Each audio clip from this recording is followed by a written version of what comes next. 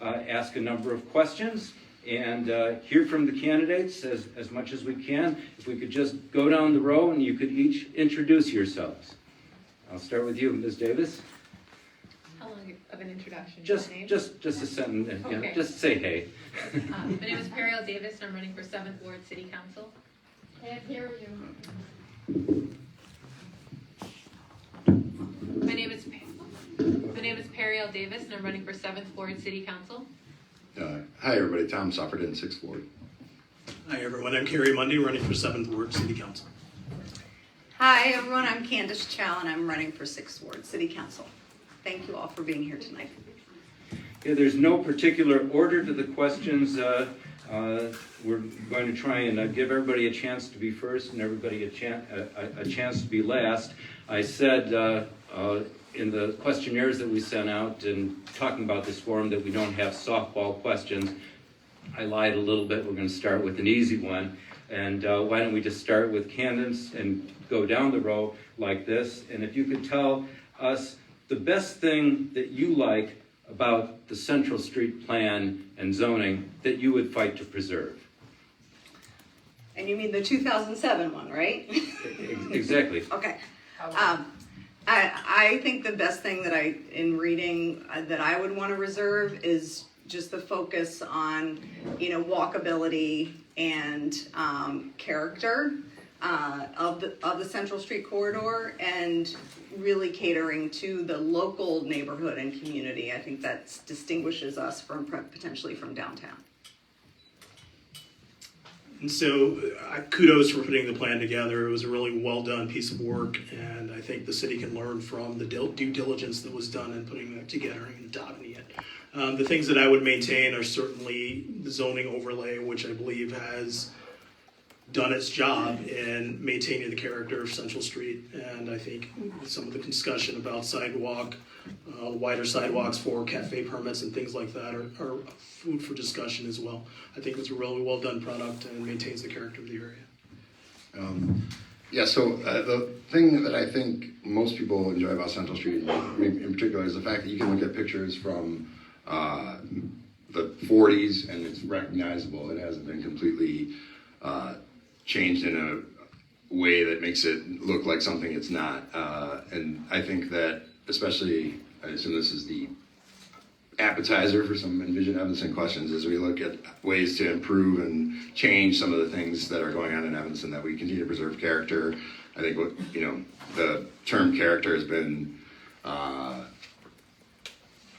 become part of the discussion around Envision, and I think that when you talk about character, it's a positive term, and it's defining characteristics that attract people to Evanston and make people stay here.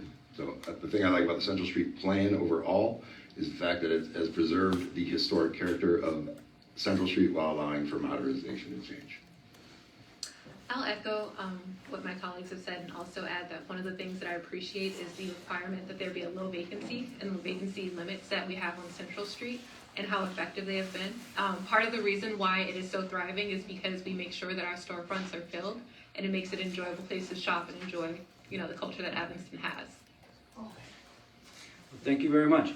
And just FYI, I know I'm a commanding presence, but you guys don't have to look at me. I think there's some folks filming here, and plus the audience is entitled to see your handsome faces. So this next one, maybe a little tougher. If you could take 90 seconds each, and we'll go in the opposite direction. We have an old built environment here in North Evanston, and that includes a lot of the infrastructure. So many of us this summer were kind of shocked to get a letter from the city of Evanston saying, oh, by the way, you might want to be filtering your water because it's not safe to drink because, well, at least I inferred that it was maybe not safe to drink when somebody says filter your water, you've got lead lines coming from the city. My question is this. If the city of Evanston has millions of dollars to spend on the most expensive animal shelter in the United States, or build dog beaches, and I've got nothing against animals, I love animals, but why isn't taking care of the lead in our water lines priority number one for this city? Why are we pumping lead into the mouths of babes, literally, and at least for environmental justice reasons, prioritizing those who are least able to take that care of that themselves. If you take 90 seconds each and just go in opposite order, start with you, Ms. Davis. Yeah, so I think that the city of Evanston, when it comes to environmental initiatives, but also just to city planning, kind of makes a lot of big promises without actually going through with them and prioritizing and allocating budget money when we need to. In particular, I think the issues with lead I saw in the master water plan and definitely were also mentioned in CARP. And so I think that if we, as to why the city has not or why the city council is not, I can't really give an answer because I'm not on there, on the city council. But what I can say is that when we're looking to move forward and what we need to do next, we should be spending less money on consultants and actually taking the things that consultants have produced and following through with them and putting budget to those items so that we actually get them done. So the lead line replacement federal money is being utilized. It's just a matter of how fast it spreads throughout town. And fortunately or unfortunately, depending on how you look at it, the 6th Ward in particular, but North Evanston in general is not first in the list whenever you're doing things by income level. So it's going to be slow to get up here relative to other parts of town. I think that that's fair. I'm not complaining about that, but the federal money is there to do it. The workers are available. It's an opportunity too for workforce development, since this is going to be an ongoing project in Evanston in particular and older cities throughout the United States. I think that the water department has done a good job of making it clear to people when we replace water mains that that's the time to replace your lead service line, if that's something that you have. For anybody here who hasn't looked on About My Place on the 311 section of the city website, you can see what the lead service line status of your home is. I think there are a lot of people who are surprised to learn that they have lead service lines, and there's also people who are surprised to learn that they don't. But at the end of the day, it's going to be a slow process because it's a lot of stuff, because we used to build stuff out of poison. So that's my answer. Thanks, Mark. I appreciate the gentle reminders. That's what I'm here for. Yeah. So in full disclosure, I do have 2 dogs, and I think I'm an expert on the water system because I live next to the water plant. The reality is, it is a historical issue. We use lead freely going back decades, and so it is pervasive throughout the system. As Tom has said, federal monies are at work to replace the infrastructure, but it takes time and they're massive undertakings. And I would, if you have not checked out your lead service lines, do so. I would encourage you to do so. And the reality of changing those out and having a company come out and do that can be upwards of $20,000 to get from the feeder line up to your doorway. And even then, I'm told by the folks at the water department, you need to take a look at the faucets in your house to see exactly what the components of those are. It's just a really, really, really difficult challenge, and I think we're on the path, but things don't happen quickly. This one I don't believe is necessarily a matter of dollars. It's just a matter of time and attention and focus, and we just have to get it done. So I'm going to take more the spirit of the question, because I think the broader context is about infrastructure and the types of systems and support for our services day to day versus, let's just say, other projects, and how do those compete. And as probably most of you know, we don't have a long-term capital plan for operating infrastructure changes, notwithstanding, this project being funded federally. So I think the challenge we have as Evanston is we've got things that are important, we've got some shiny things, we've got very boring infrastructure types of support, and we need to take a long-range look at those needs and start planning much longer. Currently, we budget annually. We do no advanced planning or projections. And that's a big concern of mine, because there's no way to build in funding sources and plans for addressing those long-term needs. Thank you. Thank you all. The Civic Center has been for a long time the Lorraine Morton Civic Center, the center of Evanston government, and there was a referendum on that not last year, but a few years ago, where the city voted overwhelmingly to stay. In the last year or so, we had a process that resulted in a decision being made to move to rented space on Davis Street. At the conclusion of the vote on that, there was a promise made I think by the mayor, that there would be an open process that would go as to what to do with the Civic Center, whether to rehab it, whether to tear it down, whether to move back in, or do something else. So this is kind of a big basket of questions in one, but are you happy with the process and the direction that we seem to be heading in? And you can use that as an excuse to expound on anything before or since. We'll start with, because everybody's gone in order so far, we'll start with Carrie, then Candace, and then Periel, and then Tom. And you have 2 minutes. Sure. So lots of questions embedded in that. I think the general overlay is that we have some infrastructure issues in Evanston, and we don't always approach them the right way. I think we defer a lot of maintenance, and that catches up with us over a period of time.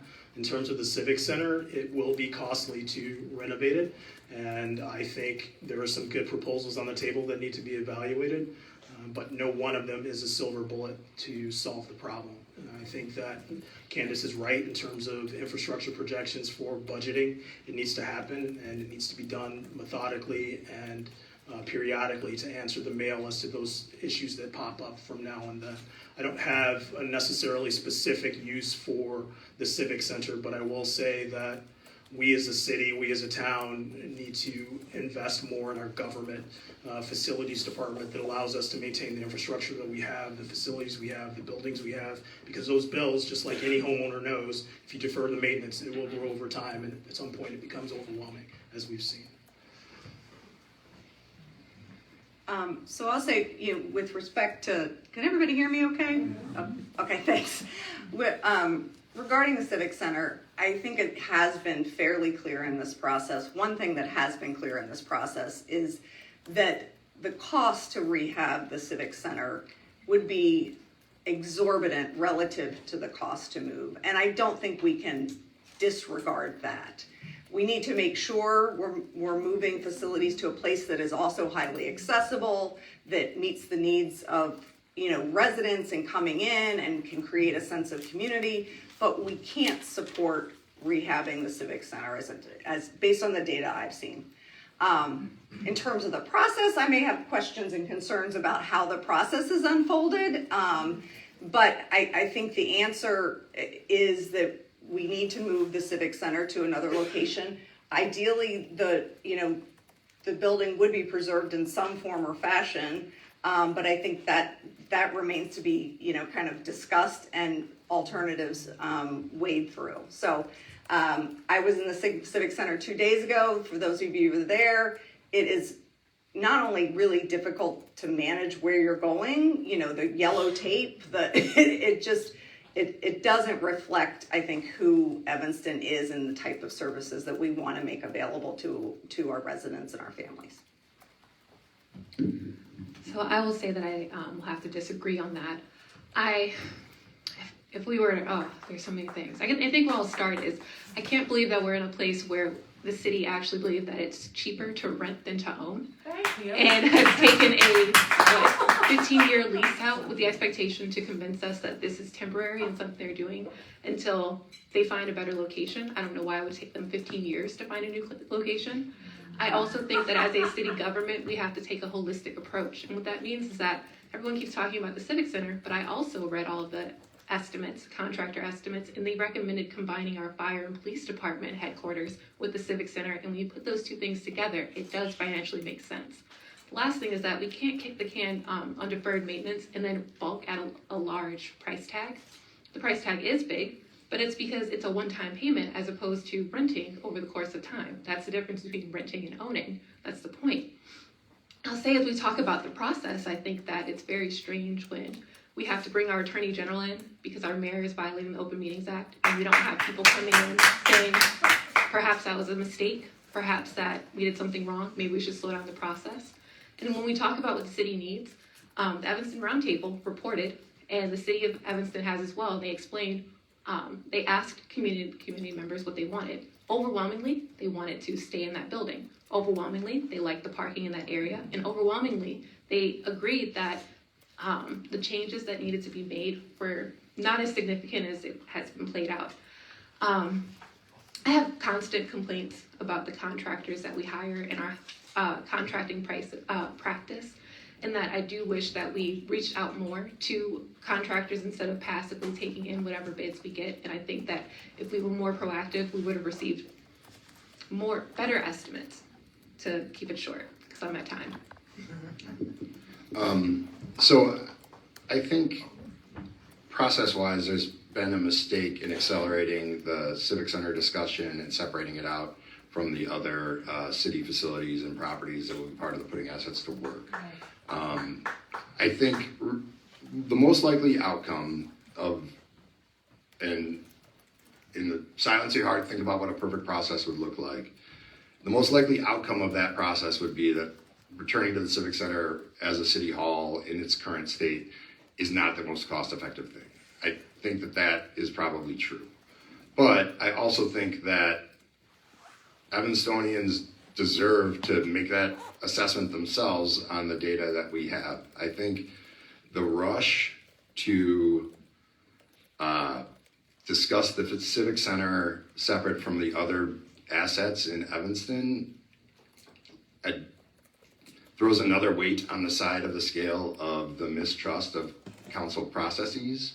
I think, again, I believe that the correct financial decision will likely ultimately be not to return to the Civic Center as our city hall, but I would love to be able to have a discussion with everybody about that, showing them all the numbers. The inclusion of the Civic Center in the 5th Ward TIF also complicates things a little bit, because in terms of general city money, the sales price is really the only hit we're gonna see for the next 15 years. So it's critical that if we are gonna sell it for whatever type of redevelopment, that we maximize that sales price. But the other thing that I'll just say really quick, regardless of where the Civic Center ultimately is, one of the advantages we have now that we didn't have when the Civic Center was chosen as the Civic Center is that we can really improve our website and make the need for people to go to the Civic Center much lower. Thank you very much. You may be moved from time to time to applaud or have other reactions, and I don't want to quash normal human behavior, but in the interest of not turning it into an applausometer contest, and B, giving the candidates more time, if we could all just try and restrain ourselves, okay? I'm going to follow up on this, and I recognize that not everybody here was here when all these things happened, but we've had a number of popular initiatives. In precinct, actually, was one of them. The vote to preserve Harley Clark and as open to the public and a public asset and not privatized was another. There was a referendum held a few years ago on a 5th Ward school in which that was voted down, not as overwhelmingly, but still pretty conclusively. The branch libraries being kept open was not subject to a referendum, but when 1,000-yard signs go up, that's a pretty strong statement around town. And there was a close to a unanimous decision on the council, and I believe a decision by the entire library board in terms of keeping that. And then there was the planning that was started by the fight over the so-called tower that led to the downtown plan, and then, of course, the Central Street plan. These were all initiatives that had strong citizen support, and each one of them has been reversed either completely or is threatened by some of the ongoing planning, causing me to ask, is it me? Am I always wrong? But more seriously, is there some consistent pattern? Is the public always out of line, or is somebody trying to show that we're not really at the top of the organizational chart that exists on the city website? So this is just sorry for making it so long-winded, but this is a general question. Are the people being listened to, or is there a problem there? And we'll start with Tom, Periel, Candace, and Carrie, and why don't you take 2 minutes each? Sure, and I'll add one that's not quite in the same category, but the ranked choice voting that the citizens of Evanston approved and was not implemented by the county clerk. But that's a separate category, I think. I think to the larger question of the residents of Evanston not being listened to, on a case-by-case basis, I would say the trend line is negative. I think kind of the Envision start, and Envision is still alive and evolving, so there's time to correct it.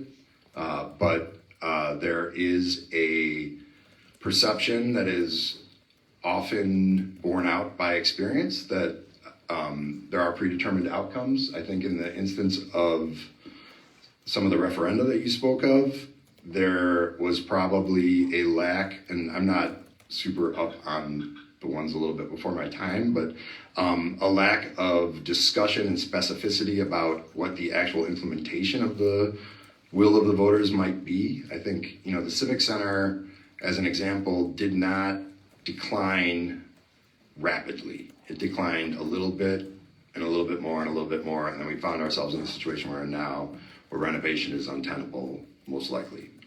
So I think that the voice of Evanstonians is unduly disregarded from time to time. I think that there's often kind of like a auxiliary stakeholder group, which is advocacy organizations outside of Evanston or prospective residents or things that aren't necessarily direct current stakeholders. There's value to that, but I think that your overlying premise that the residents aren't listened to when they formally request something is supported by fact. Yeah, I'm going to say the same thing and say that I don't think that residents are being listened to. And I think that I will say the same, say that I do not believe that residents are being listened to. And when we ask ourselves why, I want to be generous and say it's because the city council has looked into it a little bit more intensely. They have competing considerations, but one of the things that I can't overlook is that we have multiple people who serve on boards and commissions who are incredibly qualified, well-educated, and are very in touch with our community, in particular the Land Use Commission and the Parks and Rec Board. And when I see their recommendations gone against by the city council without explanation or without any extra consideration, I can't believe that the issue is actually a lack of lay expertise on the part of our residents, and instead I'm convinced that there's something else at play. And so when we talk about why this isn't perhaps what the city can do better, I also think that if it were not the case, and I know the city council, Tom has just demonstrated, is aware of this distrust, why isn't there more of an effort for more transparency? Why don't we see more emails from our city council members explaining why they went against the recommendations of professionals? Why do people tell me they email their city council members without a response? It makes me think that they don't have a response. They don't have something that they can say in writing. And so, if I were to take that further, we have to look at the city council members that aren't willing to give an explanation, that don't put essays in the round table, that aren't forthright, and reconsider if we keep them in office and instead prioritize the people that we know are listening and actually do care. And in that, we also have to reconsider how we utilize technology, because that is my favorite thing to talk about, and improving communication, making it more efficient, and making sure that everyone is heard. I think I'm next. It's super interesting because I've been spending a lot of time over the last several months walking door to door in the ward to learn directly from folks what they think, what they feel, what their concerns are in the 6th ward specifically. And I also conducted in January just a basic kind of survey, wasn't hard using emails, and fortunately, we've got some great talent in the 6th Ward. One of my committee members also is a market researcher. And so I feel like what I'm hearing, both anecdotally at doors and via that survey, is that folks do feel like they need better communication, they need more education, and they need more conversation versus presentation. So what I mean by that is, we'll take Envision for the most recent example.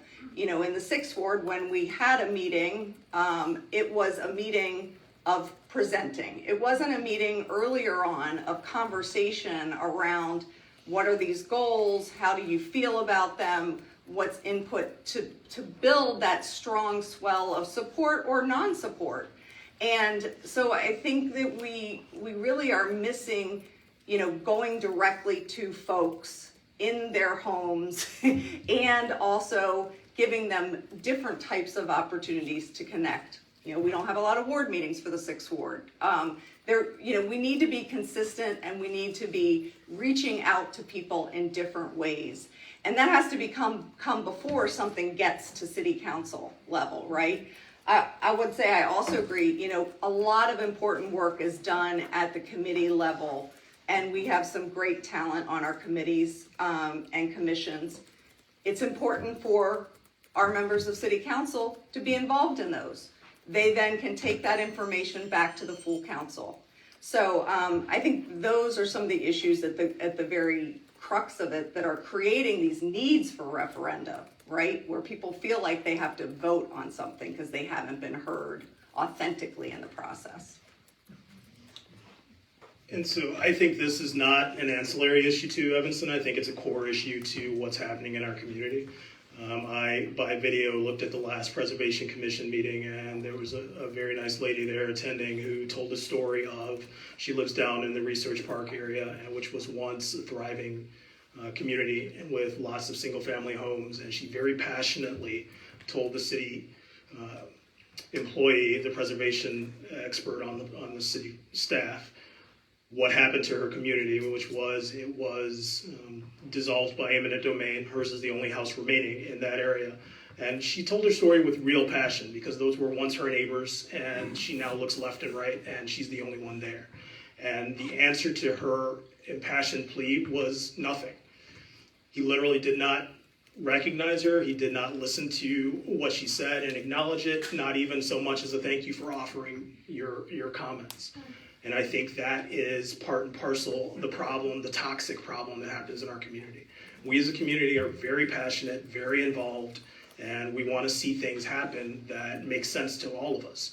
So when we make our efforts to be heard and we see something happening in a 180-degree difference, then that breeds resentment and it breeds mistrust, and it calls for the real requirements for transparency. So the answer to the question is yes, I see what you see. I see folks standing up in front of city council, spending 2 hours, giving their impassioned pleas to council members, and that's the last ditch effort to try and be heard in their communities. That needs to change. Your city council person should be your interface with your local government, and if elected, that's what I hope to do.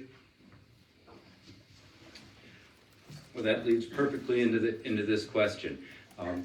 Many of us have noticed who follow council meetings that aldermen, now council members, from other wards have no problem standing up and fighting for X ward or Y ward.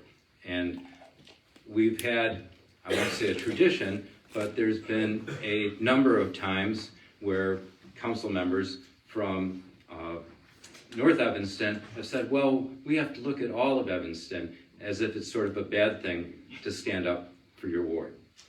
So I'm going to ask sort of, you can expound on that generally if you want to, but my specific question is, there's certainly rumors or beliefs that schools in North Evanston are on the radar to be closed over the next couple of years for reasons unrelated largely to what the council has done.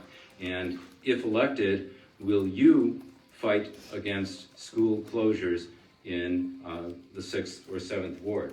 And I'll start with the two six-word candidates, Candace and then Tom, and then we'll hear from Carrie and Periel. And you can have 2 minutes. You want me to go first? Please. So, as many of you know, probably by now, I sat on the school board, District 65 school board, to 2013 to 2020, leaving the school district when we had $60 million in surplus revenue, and a lot has changed since then. I think it's really critical, and it's part of one of the reasons why I'm endeavoring in this journey to have a representation on the city council that knows how the schools should work, that understands what the interplay and implications are for our wards and the ramifications on our neighborhoods if schools are going to close. There are going to be schools that close. I mean, we know that. So I think it's perfectly appropriate and right for your alderperson to be representing you and to make sure that our schools are as best represented as they can be during that process, but also to make sure that we know as transparently as possible, and we can manage and navigate any unintended, all the consequences should that happen. And that's where I'd hope to put my skills to work, knowing how the schools should function. There's Lincolnwood parents who are freaking out appropriately because the rumor churn is that Lincolnwood is marked for closure. I think we can expect that to continue around a lot of different schools. It demonstrates the community instability that the current situation in District 65 creates. In terms of what the council can do, and here's where it intersected for me today, the envisioned draft, which lays out various city assets in various wards, unintentionally, I am told, omitted Lincolnwood School. And those of you, I know some of my hillside friends who are here remember the original draft had Lovelace Park not listed as open space. Those types of errors are substantially more dangerous in the current environment we're in. I think, to use an analogy, we are at like fire threat level red, and any sparks, including an unintentional omission of a school or at least being listed as residential, freak people out appropriately. So in terms of what the city can do, and I think it ties into Envision, is we don't want to do anything that makes redevelopment of school property more likely or less likely to happen. I think that the timeline that's been elongated for Envision makes sense in the context of the school closure discussion, because we shouldn't really be talking about how we're going to zone things or structure neighborhoods until we know what those neighborhoods look like, and part of that is what the schools available to the residents of those neighborhoods are. So I think that answers your question, but in terms of, real quick, the city part is to structure Envision so that it incorporates this larger parallel process that's happening, because they are going to cross over, and it's going to be a substantial issue for everyone who lives in all of Evanston, but particularly North Evanston, assuming that one of our schools closes. And so the question, as I understand it, is somewhat prioritizing your ward over what might be good for schools, the overall school district, overall school children in Evanston. In many things, if I am the seventh ward city council person, then yes, that is certainly my purview and my responsibility to my constituents. But I'm also a dad, and I had to send my children to elementary school, and I understand what it means to be a parent and not be able to rely on the school system. We, as a municipal government, don't have direct influence over that, but as Tom has alluded to, the reality is there will be an intersection between assets and what we do with them. I don't think that there's a moral crossover there. I think as a person, as a city council person, I would do what's right for the school district and for the community as a whole. And I think the 7th Ward, in looking at those schools, would have to figure out what makes the best mathematical sense for our community. So I think that I might be one of two, or if not the only potential city council member and city council member sending their child to kindergarten in September. And so I can say that I am aggressively, what's the word? I'm losing it, but I was invested. I'm aggressively invested in the future of our schools. And when we talk about D65, one of the things that I've found myself feeling as if we're lacking is more of a connection between the city council and the school board, and that because they're separate, we kind of wipe our hands of the issue, but it impacts so much that matters to our city. When I talk to residents who are new to the area, they usually tell me that one of the main draws of Evanston is our schools. So we can't just turn a blind eye. As it applies to weighing between the city and our particular ward, one of the things that I think is so important is cross-ward collaboration, because I've seen third-party interests and ancillary interests come in and kind of divide and conquer amongst our wards. And I don't think that any competent city council member can act in a vacuum. You can advocate as hard as you want for your ward, but if you're not collaborating with the other wards, they won't give you what you want. To that point, I do think that we have to, a city council member for their ward has to represent their ward's interests and try to maximize and get them as much as possible.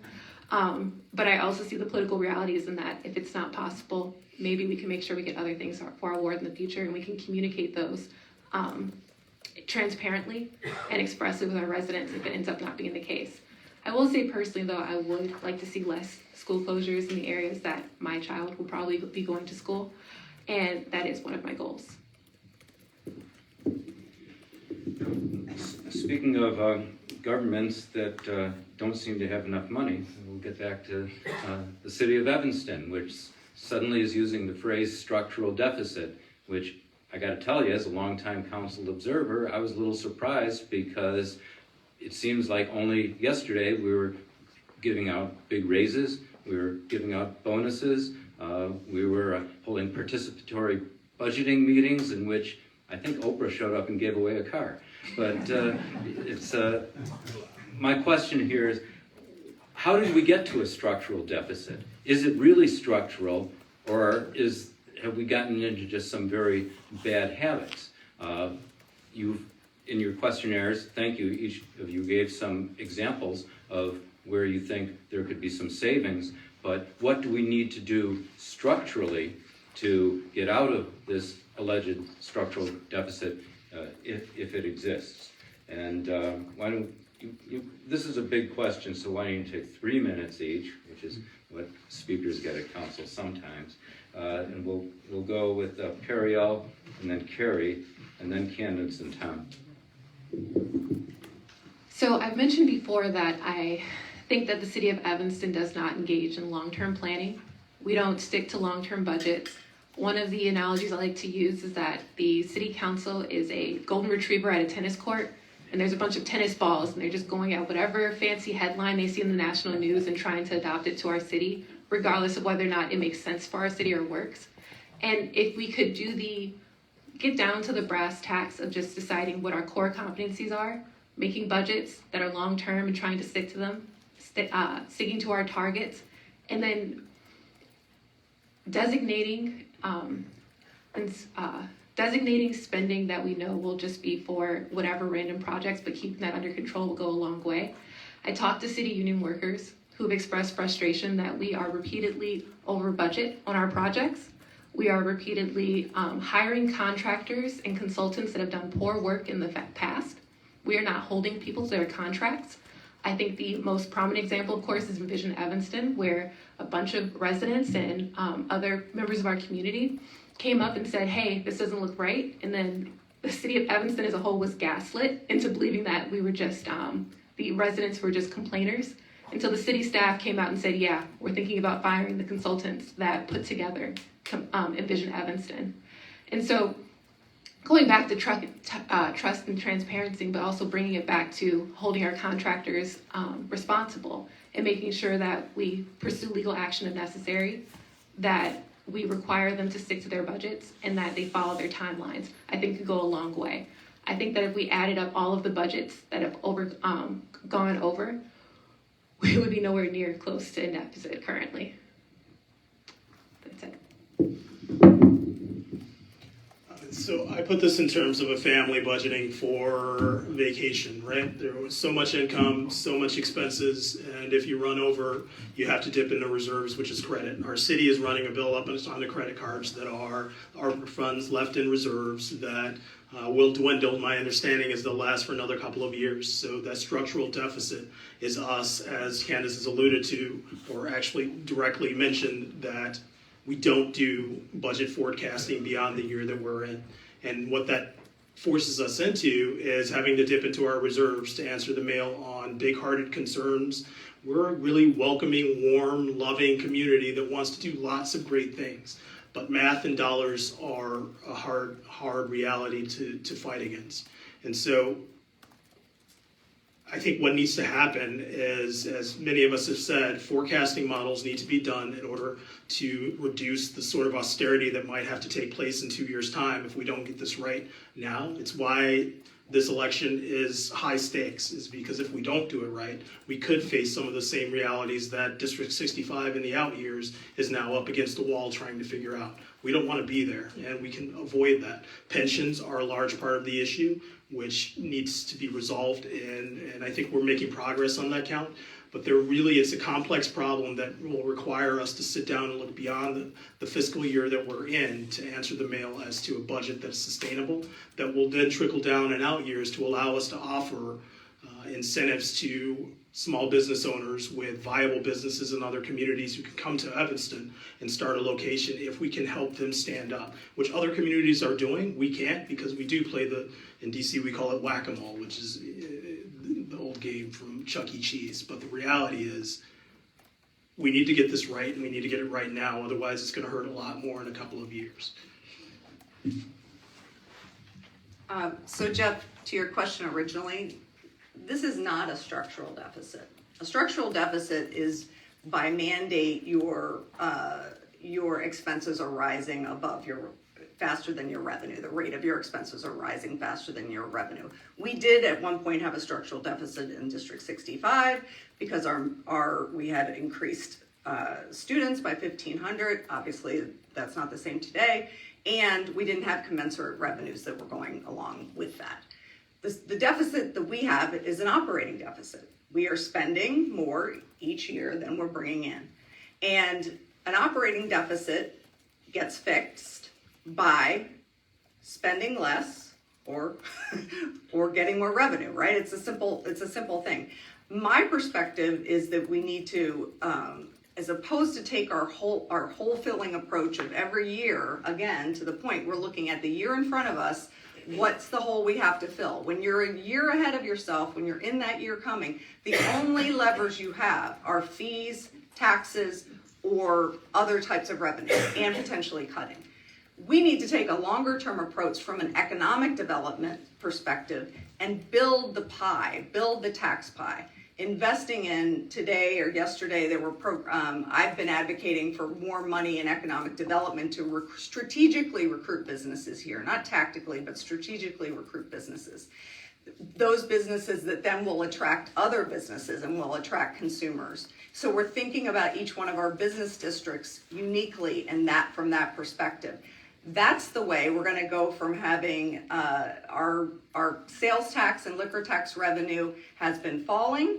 It has plateaued and then has been falling. The only way to really turn around the pie is to increase that base. We also need to take a look at every single program we have and decide whether it's having the intended impact. There are many well-intentioned programs in the city, and they all had good reasons for being, I'm sure. I'm not going to question that. But at this point, there isn't a 1% you're going to take off the top. You need to cut specific programs. So divvy bikes, whatever. There needs to be a methodical process by which the council has the staff go through that process for an initial cut, and then they evaluate it and do that in the public domain, because none of these choices are going to be good choices, right? Those are the two primary things. I'd also like to say I do believe, that putting assets to work is critical, because there are assets that we have that we could actually be generating more revenue from. We sell water. We make a fair amount of money selling water every year. If we are investing, I think it's 26 or 29 million, you can check the stats, on water uptake, improving that water system, but in nowhere in that process was the dialogue about could we increase capacity for water sales during this process. That's the approach that we need, and that's why we need members on council that understand how to take that approach. So I would take Perry L's analogy and change it a little bit. Being on the city council is like being out to dinner with 9 people. Everyone orders whatever. Some things are listed market price. Nobody asks what market price means. Everyone enjoys himself. The bill comes, and then everyone's like, "Whoa!" And that has been my experience. I think to some of the points that have been made up here, one of the issues is that we don't do intermediate and long-term projections on budgets. We do it on a year-by-year basis. I think, the example of participatory budgeting was used. I think if we want to keep something like participatory budgeting, it really is going to be a matter of allowing members of the public to prioritize things that need to get done anyway. I think in the ARPA party, it was easy to say, why don't you guys go spend some money, this will be fun. That's not going to be the vibe the next 4 years. I think whenever the new council, after everyone takes their pictures on the swearing-in day, it's time to sit down and the 2026 budget discussion starts that night. If we want to have priorities, we do it that night in public. 6 is the number that we like to use. How about 2 long-term, 2 intermediate term, and 2 we can handle these on an annual basis priorities. The things that a city does, some of them are just expensive, and they don't. That's just how it is, right? Like equipment is expensive, people are expensive. The things that need to get done require people and equipment. So that's something we can't do anything about. I'll use an example of something that's going to cost money but should grow, and that's the care team. The alternative responders have been excellent at creating a third avenue for response where it's not a police issue, it's not a fire issue. But so that will never not be cheap, and it can't be made more efficient, except for, and I'll use the example, which is one of their big successes on Howard Street, where we had a situation where there were people there all the time. They weren't homeless, they were just sort of there. It took a lot of care team time to resolve that situation. And we could have done it more efficiently early on with other interventions and still achieve the objective, which is not have law enforcement responding to things that are not law enforcement. So to Candace's point, it's really about making some of the things that we do more efficient and eliminating things that don't need to be done, that were maybe more appealing when we had ARPA money to play with. Thank you. For those of you who feel you didn't get enough time in that one, you can use a little bit of this. This will be a 2-minute question. I published a list that you could download. I tried to assemble a list of all the residential construction that I could come up with since 1996, and I was in the roundtable along with my thoughts on that. But one of the larger issues around that is we've been told for years and years and years, if we have this project, that'll increase our tax base. If we have this project, it'll increase our tax base. If we pass this TIF, it'll ultimately mean more money for us. And we've built and built, we've had cranes and scaffolds and scaffolds and cranes, by my estimation, a minimum of 4 million square feet of residential has been built in Evanston since I started keeping track of it. And we're now told that more construction will lead to better finances, and it'll preserve affordability and diversity, when during all that construction we've just seen the Black population of Evanston decline in every census. So my question is, do you believe that doing more of the same will have a different result, or do you take some issue with the way that we seem to be heading on that. We'll ask the 7th Ward candidates first, Carrie and Periel, and then Tom and candidates. You know, I think it's an equation, and I think that certainly adding to the tax revenue pie is the X, but the Y is also constraining spending and projecting into the future what your spending needs will be so that you can conserve revenue in order to answer the mail on those things. Doing one without the other won't yield what we're hoping to yield. So your point's taken. We've heard a lot about adding to the tax revenue pie and adding to the contribution, but the reality is, unless you adequately control spending, to Tom's ARPA point, we won't get there reasonably soon, and we will have to keep adding capacity in order to arrive at where we want to go. I think the question of reducing the black population, something I said at the last forum, then I'll say at this forum as well, is I'd like to point out the fact that for the first time in history, the 7th Ward will have an American African city council person in a ward that has been historically redlined, and I think that's a notable reality. And I think that it's hard. I think gentrification is a real thing in most communities, and the reality is if you have something that's desirable and you have folks who have the salaries to be able to make cash offers on many residential properties, then that's enticing for a family that is having a hard time. And that's a difficult place for a city or municipal government to try and intervene and answer the mail on that. I think the reality of keeping Evanston is one where we as a city government have to look at things that will allow maybe rental subsidies or tax benefits for those who increase their affordable housing stock in order to keep our community whole and intact.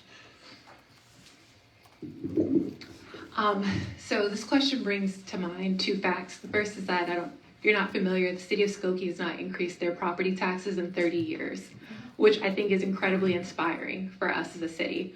The second thing that I think about is all the small businesses owners on Central Street and broader Evanston that I've talked to, who have told me in various different ways that they don't feel that the city loves them, compared to how they feel like they are treated in other cities and how hard we make it to do business here. I hear complaints about us being the only city on North Shore that charges for parking, and we had to, instead of the city council kind of coming up with an initiative to improve that, a bunch of business owners got together and nicely were listened to, but still had to make that emphasis. And so what this is all getting back to is that I think that, I don't think that building is going to solve our tax problems. I mean, when you look at our population has increased by 1,000 people in 20 years, but we've been building and building and building over the past 20 years. And what we should instead be doing is focusing on uplifting our small businesses and doing the things that make it easier, expediting permit processes, decreasing the barrier to entry, and being more responsive to our small business owners. If I can give one other anecdote, a woman told me that she wanted to open a coffee shop. And so she emailed Wilmette, Evanston, and Skokie, the business directors in each city. And she said Wilmette gave a form response, just like an auto response. The city of Skokie called her and helped her pick a specific location that made sense for her coffee shop, and she never got a response from the city of Evanston.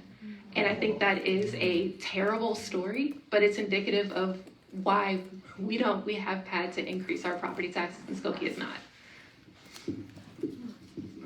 All right, and Jeff, will you call me out on it if I've lost the thread of the question? But that's one of the issues that's really important in the Envision thing, has been raised by a lot of the reasonable skeptics, is what is the actual net gain when you talk about increasing density minus the services, infrastructure, et cetera, that the new density will require. And I think it's critical that we have a clear understanding of that, particularly if one of the underlying rationale for increasing density is to increase tax revenue. I can't speak necessarily to the story that Periel told. I will say that I think that our economic development staff does an excellent job, but we could use more. My experience and I don't necessarily mean more people, a different way of looking at things. My experience in working on projects in other municipalities is they are much closer to a concierge level of assistance when you are a prospective business project. They make it clear that you have one point of contact, that they will help you with expediting whatever, and I think we could do a better job with that. That's a question, to go 2 questions ago, that comes down to what type of increased investment in staff would that require and what would be the potential payout on that. On parking, which I don't think was even part of the question, but I will say, like, parking is like my least favorite issue as an alderman, because like every time I see the parking services cruising by, I know they're just creating angry emails for me. But the way that we handle parking, which is where you're parking, what you pay at the garage or what goes into the meter goes into the parking fund, but what violations go into the general fund, it creates a messed up incentive for us to increase enforcement. And then if I just be real quick, that goes along the line, I'll just say, like, so we increase the amount of money we spend on enforcement to increase the amount of tickets. Like, it's a game that, like, constantly gets ratcheted up, and it doesn't necessarily make people want to come be in Evanston, and that's ultimately what economic development is. So You can have an extra 20 seconds, Candid. yeah. I think first of all, it's really, I mean, I find this fascinating that yes, we have increased units of housing over the last decade, over the last 20 years. And yet we actually have the number of residents has flattened or decreased. What does that mean? It means we have less people typically living in each one of those units if we have more units. So people live differently now than they did 20 years ago. And I think that is something that we have to grapple with. I also think that we have to think about housing stock from the perspective of size of family, stage of family, income level. And that's the way we should be targeting if we need housing growth in specific areas. We've done a lot of development. A lot of it has been single, 2-bedroom, studio kinds of stuff. That doesn't meet the needs of a young family trying to move into Evanston. That doesn't meet the needs of someone like myself, maybe in 5 years, who's an empty nester and doesn't need my whole house, but doesn't want to leave the neighborhood or doesn't want to, go downtown. So those are the demographic and kind of changes that we are addressing. Older population, different number of people living differently. So I do think we need to look at housing stock from that perspective.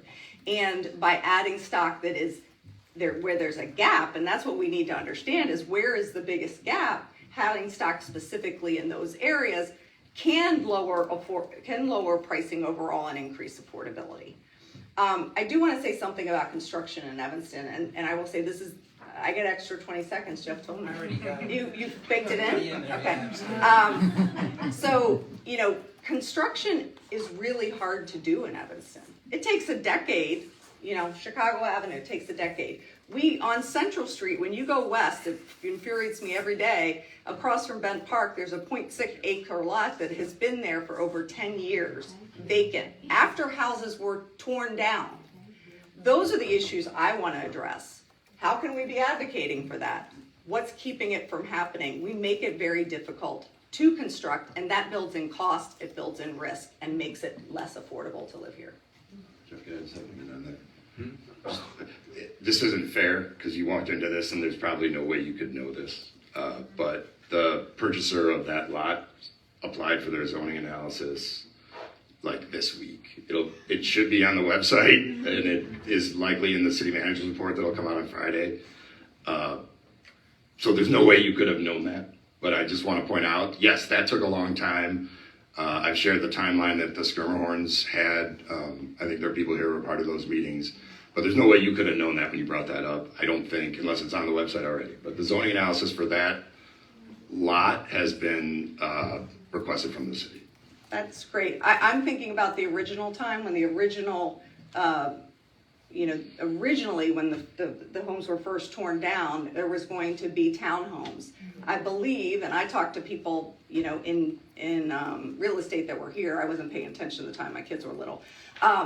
That the problem was we wanted 12 townhomes, the developer wanted 14, and never the twain shall meet. So then, you fast forward into a pandemic and fast forward into resell of that property, and you will have us where we are. So I'm glad to hear what you said, Tom, but the reality is that the problem originated a decade ago. And that's what I'm making hay about, Okay, well, let's move on from that. It is kind of, if we can't compromise between 12 and 14, how are we ever going to solve Ukraine, right?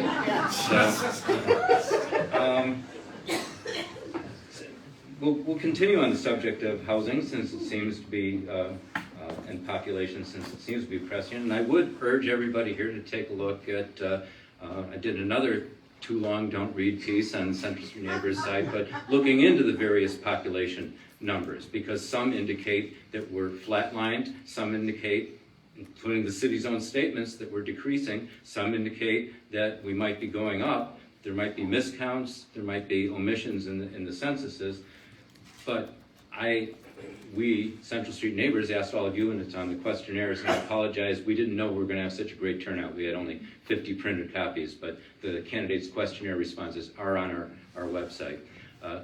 I am not sure I heard a clear answer, or maybe y'all just didn't want to answer, when I asked, what's the optimal size for Evanston? Because people on the Land Use Commission are asking that. They're saying, what's the target? Companies talk about right sizing all the time.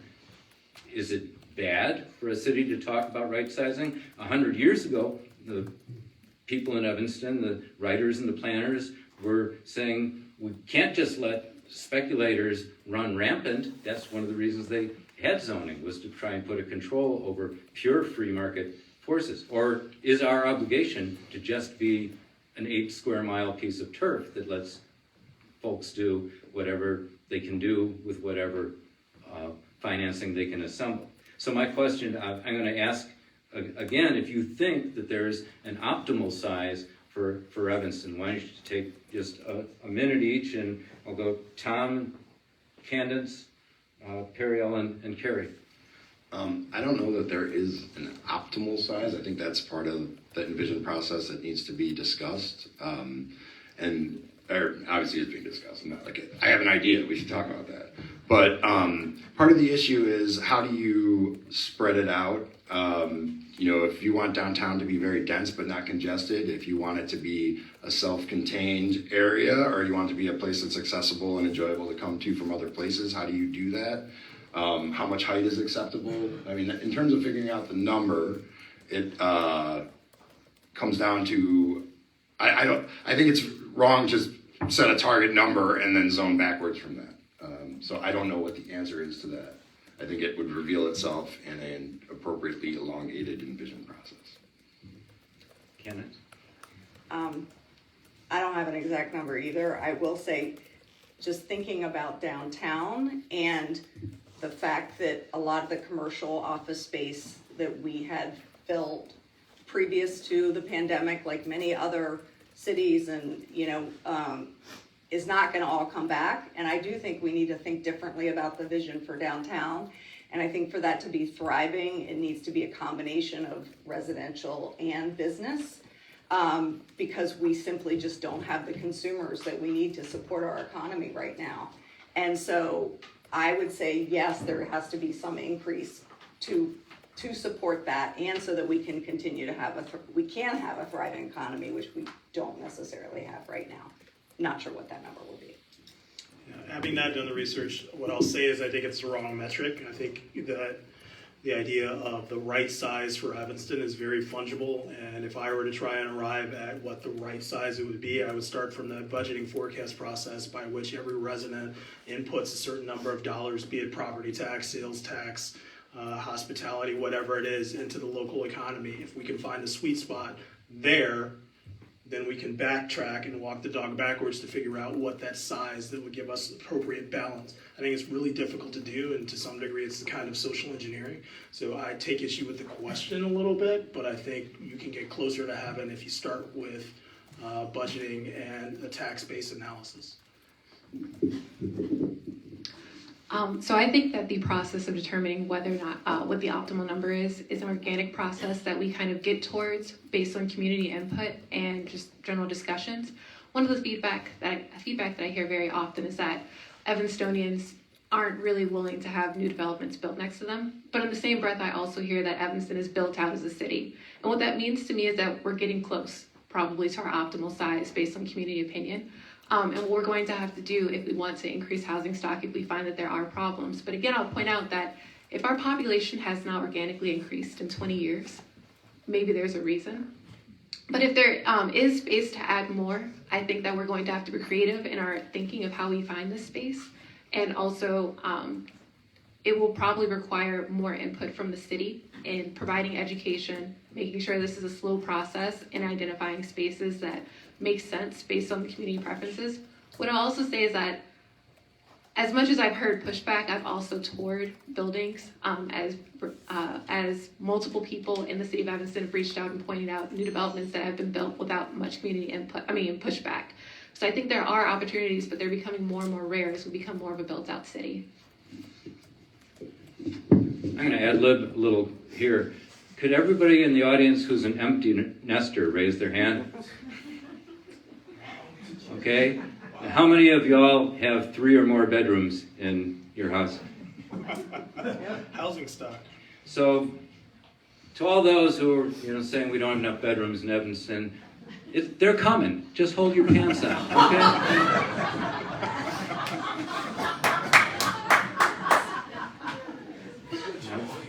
I'm not dead yet. I don't want to go in the cart. The question of character came up at the LUC last night, and it's come up.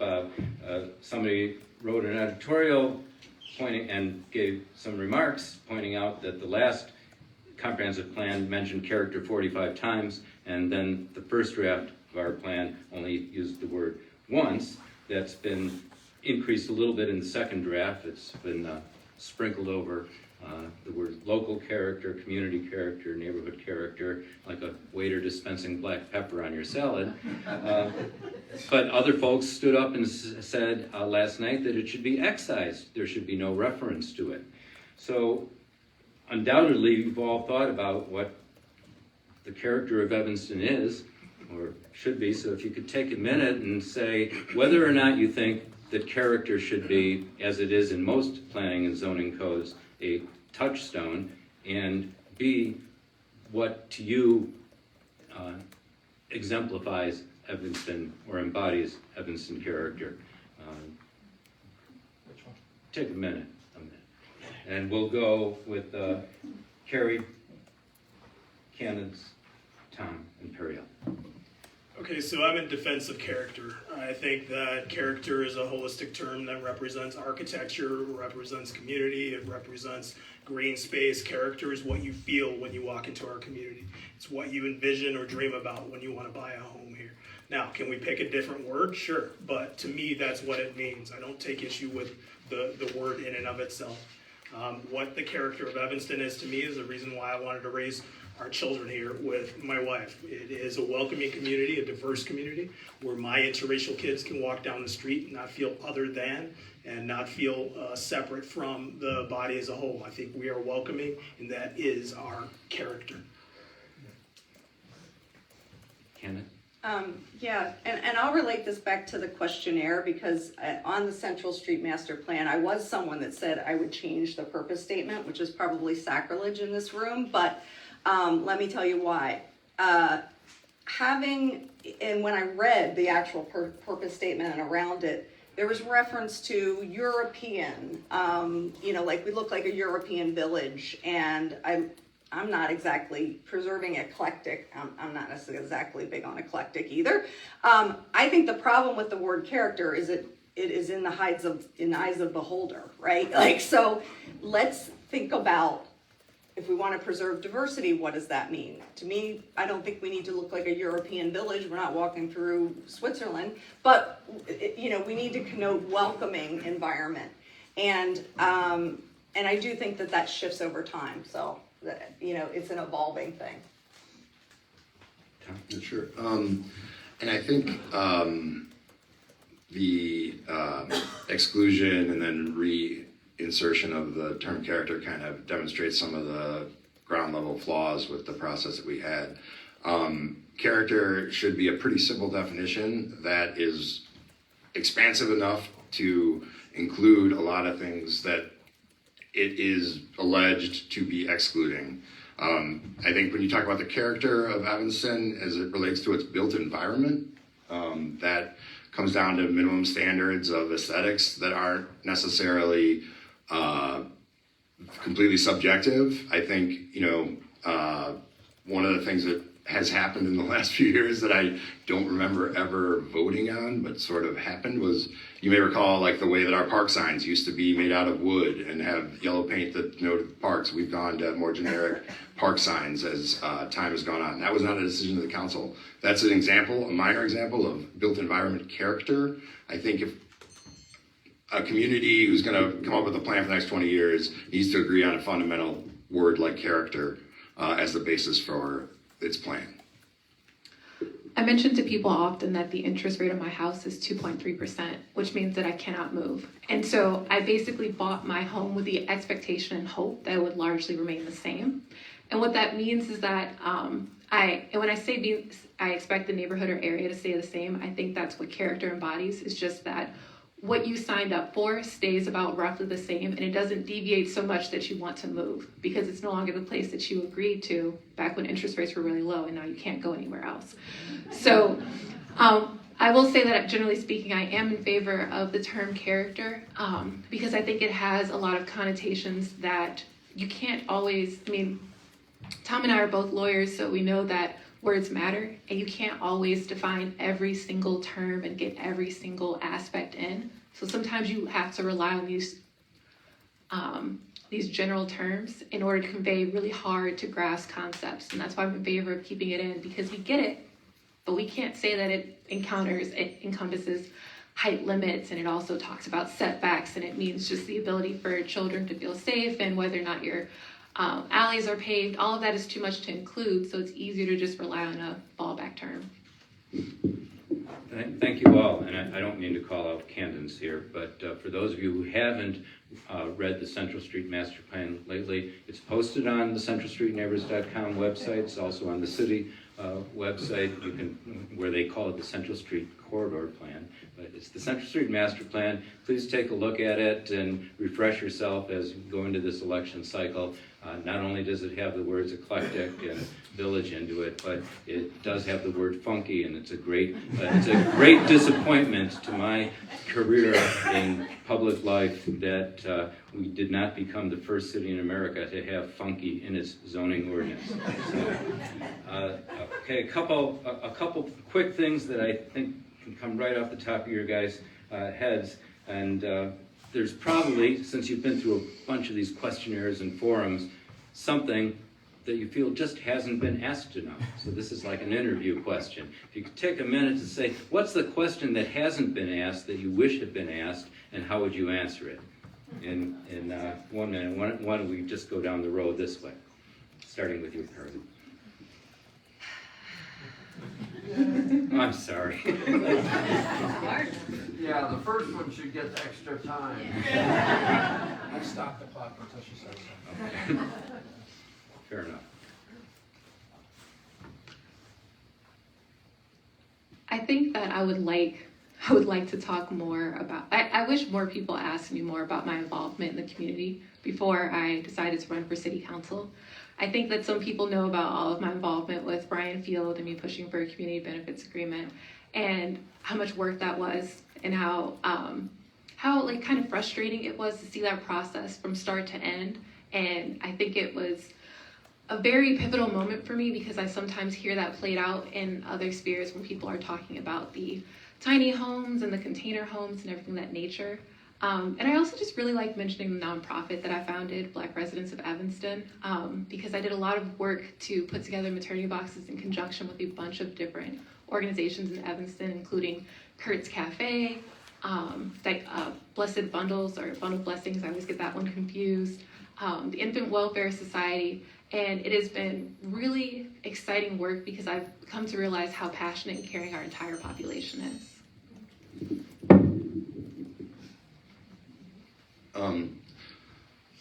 And I'll ask this question of all of you. I mean, I think this is kind of a fundamental core question is, do you want the city of Evanston to do more things or do fewer things better?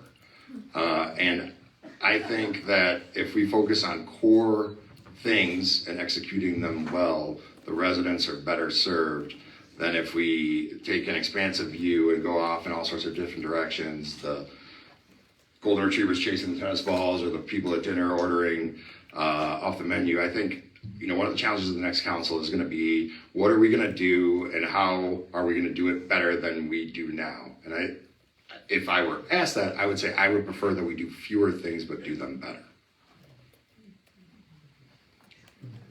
And so I think the question that informs I don't get very much is, why are you doing this? And I think I know my answer to that question is, I've lived a life of service, and I believe that Evanston's a special place. I believe it's a place worth investing your time and your energy and your love and your consideration to keep the community the way that you want and to allow it to grow in smart and useful and meaningful directions. I think that informs we deal a lot with, rightfully so, the quantitative values, but there's a lot of qualitative in Evanston that I think most of us feel every day when we walk around, and it's why we get so energized and excited about being a part of Evanston and wanting to make it better for tomorrow. Thank you. I'll take a slight twist on that, and why am I qualified to do this job? And for me, it does date back to 1995 when I came here, because I'm very old, to go to Kellogg and do my MBA. And I drove down the streets of Evanston, and I honestly thought that I would never be someone that could live here, based on how I had grown up, where I grew up, etc. So I set forth, because I did have the privilege of living here, to really try to learn about the community and be invested in the community. And I think that work as board member for Books and Breakfast, as a board member for Community Partners for Affordable Housing, as someone who was co-founder of Caring Outreach for Parents of Evanston, as a board member from District 65 and leading the district through a critical time. That's what makes me want to do this, because I understand the diverse needs of our community, and I feel just blessed to be able to live here. Okay, one more one-minute question, and I'm sure that you had this one in your pocket when you were prepping for tonight. But what's the one thing that you would like to do that would improve Central Street? If you could do one thing. So, Tom, and we'll start with the six warders, Tom and Candace, and then Periel and Carrie. Sure. So what I would like to see on our end of Central Street, we have at least one more, potentially an additional restaurant coming. I think once you reach that mass where it's a restaurant district, that becomes a real catalyst. I think one of the challenges that Central Street has had compared to downtown Wilmette is that, downtown Wilmette is a place you go and then you decide where you want to go because it's all walkable. Between the east end of, we'll call between Green Bay and Hartree, and then our end, you would have two options of places to go and then figure it out. I think that would be excellent. I don't know what the best way to close the gap between the two business districts is. I think that's something, Divvy Bike didn't do it, but having the business districts be destinations in and of themselves, and then have places that have similar hours of operation and create more of a free-flowing experience than we're going to this place and then we're going home because there is no other next place to go.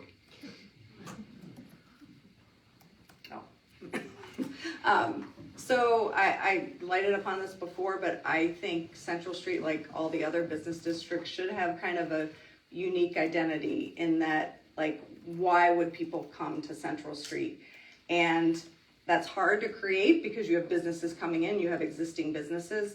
But, you know, I think you got to build on some core, really, we're all going to have restaurants, we're all going to have those things, but why would someone come here from Wilmette, and what's going to draw them in? I don't know the answer to that. I do know that I think that our wards need, or at least in my case, the ward needs to be more engaged in, you know, processes to like understand what they would want, and other people to understand what is going to be compelling to them. So what I would want for the ward is just to have more engagement and involvement in those processes.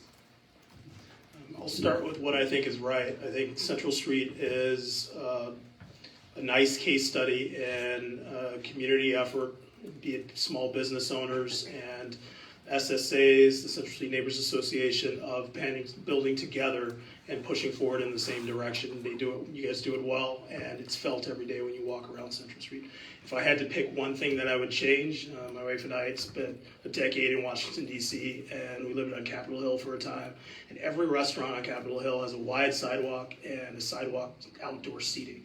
And I think that would really impact the sort of aesthetic pleasantness of Central Street. I think the restaurants themselves are good and top quality, and the restaurateurs are very dedicated. But just in terms of aesthetics, that's just a little something that the city and the business owners can work together to figure out.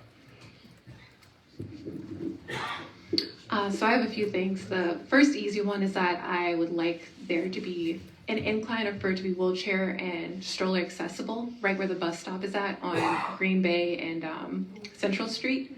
I find it to be a lot of a hardship for many people. The second thing, this is a pie in the sky, but I'd like a pedestrian bridge to connect both sides of Central Street as you cross Green Bay to make it easier for people to go straight across. And we can see, you know, maybe infeasible, but maybe so. And I'd say the last thing that I would like is that I would like something akin and publicly available to the FOIA system where people can put in requests, business owners can put in requests and track and get a response as to why their request was accepted or denied. When we talk about patio furniture, it's actually ironic because I talked to the owner of Dos Savos who told me that he spent multiple months trying to get the city of Evanston to move the trash can in front of his pizza shop 20 feet to the left so that he could put out patio furniture before he gave up because he couldn't get any response. So I think we go back to our responsiveness and making sure that we are actually trying to support our small business owners when they try to make small changes. Thank you all for your responses to the questions. I hope they weren't too tough or too lame. I'd like to give you each 2 minutes to give a closing pitch to these folks. We're going to end up running just a touch past 8:30 if we do that, but I figure it's like a Taylor Swift concert and people paid their good money to be here and they might as well get an extra song, right? So we'll start on the other end, and candidates, Carrie, Tom, and Periel, 2 minutes to really sum it up and why folks should vote for you on April 1st or earlier. So I think in short, you should vote for me because I'm really going to show up for you. I'll show up at city council meetings. I'll show up at the committee level. I'll show up at your door. You may not like that, especially those that have dogs, and I'm causing problems. And I will be a problem solver. That's how I describe myself. I have always been, and I'm not about critique as much as I am about let's figure out a way to change this and make it better. And that's what I'd hope to bring to council in a collaborative way. That's what I'd hope to bring to each of you as 6th Ward residents. Thank you. So my closing pitch is pretty simple. It's just that I'm a guy. I'm a guy who lives in the 7th Ward. I'm a dad raising 2 children. I'm a guy who's had lots of different jobs over 20 years in government, both federal level, municipal level. I've worked for senior senators. I've handled national security problems. I've predicted terrorist attacks. I've outed spies. I've done a lot of stuff. And I love my community, and this is one that I think we need to really pay attention on this election. We have budget issues, we have cultural issues, affordable housing issues, and they're all going to require someone who has both the stability and level-headed approach to be able to sit down and collaborate with all the stakeholders in the room without emotion or animosity or aggression. And I'm that guy. So I hope to show up for you. Please vote for me. Thanks. So I've been doing this for 8 years now. I recognize a lot of familiar faces here. There's a lot of people that I have helped with issues. I see this job as an opportunity to take care of things when they arise. To some of the points that Perry made about business owners and their complaints about the city, I find myself often in the role of ombudsman or intermediary when it comes to government stuff. I'm there when you need me. I will show up and I won't mess up. And I think that's the most important thing, is that there are going to be critical decisions over the next 4 years. Who can you trust to make good decisions? Who can you trust to push back on members of council and potentially other people in the room who aren't as interested in helping the residents of Evanston get what they want, but have other agendas? I've been very clear and very independent in my 8 years on council. I realize that's not everybody's cup of tea, but I'm not going to change. I'm going to continue to be who I've been for you, and I hope to have your vote. March 17th is your first chance to vote for me early, and April 1st is your last chance. So thank you. So I think it is accurate that we do need people who are willing to compromise and bring in stakeholders, and I think that I haven't name dropped on purpose. It's mostly that I am reaching out to our small business owners and I am listening to people. I'm a licensed attorney by trade, so I'm willing to negotiate, advocate, and speak with people.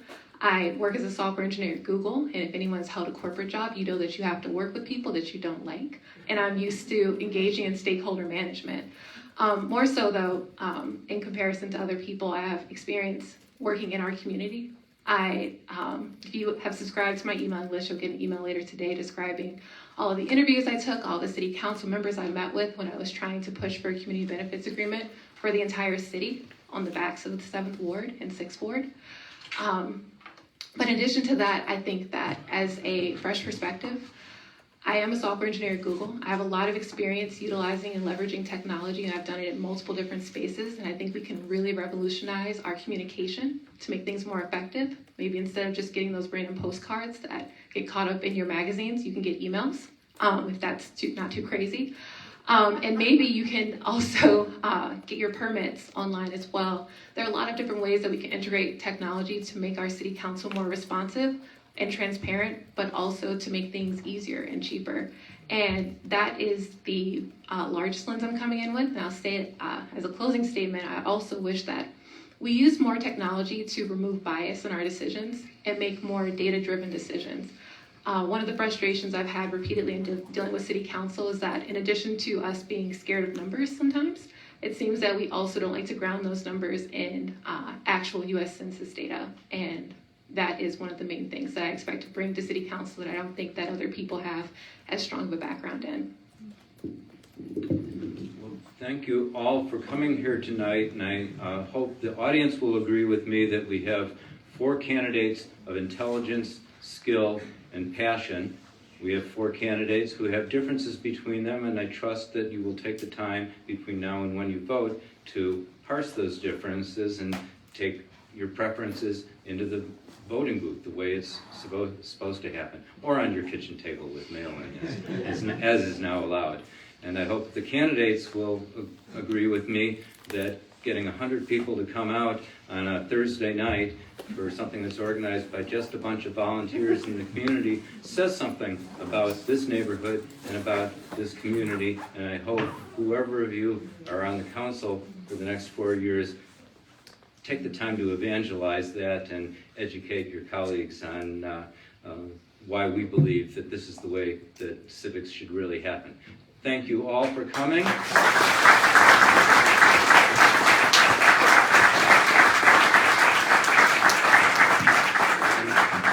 Don't forget our mayoral forum next Tuesday night. Thank you. That'll be in the former Christian Scientist Church up on Hurd.